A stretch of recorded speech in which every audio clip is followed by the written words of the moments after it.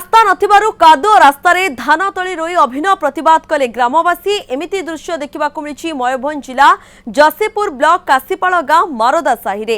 एही साहि रे 40 रु अधिक आदिवासी श्रेणीर परिवार बास करती। तेबे एही गांव को पक्का रास्ता नथिबारु लोकमाने नाही नथिबा असुविधार सम्मुखीन होउछंती। अन्यपटे 2022 आर्थिक वर्ष रे निर्माण काम आरंभ होइतिबा रास्तार अवस्था न कहबा भल।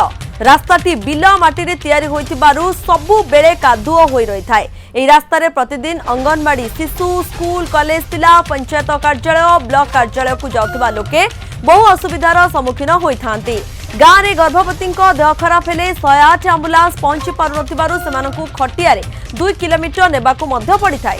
बारंबार अभियोग परे केही कर्णपात करुनथिबारु शेषरे बाध्य होई लोकमाने एही भली नियारा ढंगरे प्रतिवाद करिसंती।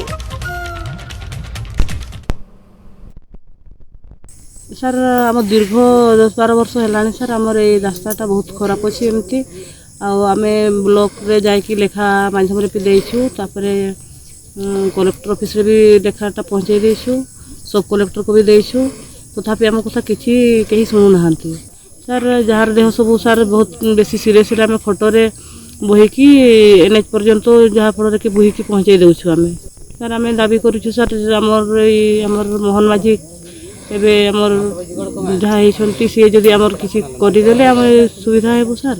देखो तो हेलाणी आमे 13-14 वर्ष मिनिमम हेलाणी ए रास्ता को ए पर्यंत माने कंप्लीट हे पारु नाही।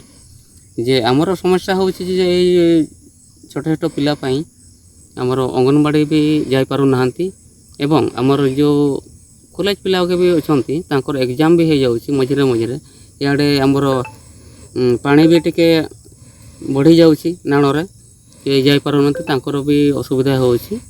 से जोगरे मुई निवेदन करूछि जे ए रास्ताटा जेमती अति शीघ्र हे बोले कि मुई भाबुछि।